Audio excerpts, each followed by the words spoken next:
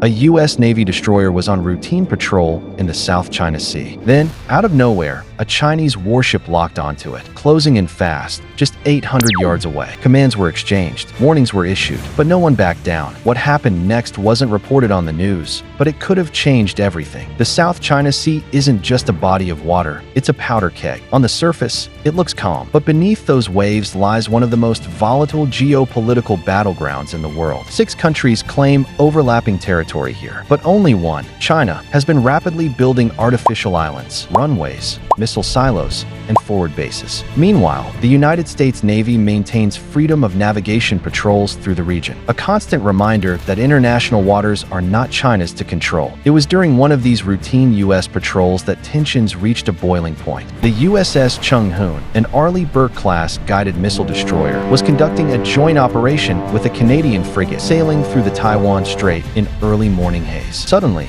radar picked up an inbound contact, moving fast. A Type 052D Chinese destroyer, roughly the same size and armament, was closing the distance. The Chinese vessel issued a warning over radio. Leave immediately, or you will bear the consequences. The U.S. ship didn't respond. That's protocol. These warnings happen often, but rarely does a Chinese warship cut across the bow. This time, within 150 yards. That's dangerously close at sea. A miscalculation of just seconds, and the ships would collide. The Chung Hoon's crew went to Condition 2, ready to launch defensive countermeasures. Onboard systems were locked on, missiles primed, and both vessels, within striking range, entered a standoff where one wrong move could trigger global consequences. This wasn't just saber-rattling. Satellite imagery would later show. China had deployed long-range missile trucks to nearby islands just days earlier. Surveillance drones had been spotted flying low over U.S. naval formations. Ships' behavior was part of a new strategy: sea denial at any cost. Beijing is testing how far it can go before the U.S. reacts.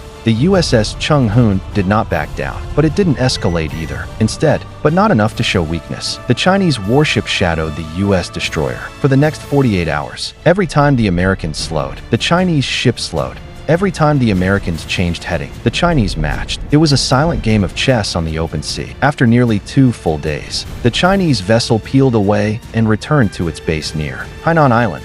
The U.S. Navy didn't comment publicly. Defense analysts believe this was a deliberate escalation test. A warning shot that the rules are changing in the Pacific. That what's more concerning? Satellite feeds have now picked up 2 more Chinese destroyers in the area. And just last week, a U.S. reconnaissance aircraft had to dodge flares fired by a Chinese jet over the same waters. So the question isn't if the next close encounter will happen, it's when, and whether anyone will blink before it's too late. The South China Sea remains a fault line between 2 great powers, one spark away from a conflict the world cannot afford. These encounters aren't just distant headlines. They are real, they are escalating, and they are happening now. Stay informed, understand the stakes, because the next headline could mark the first day of a very different world. Subscribe to Military Saga and never miss the stories shaping tomorrow's battlefield.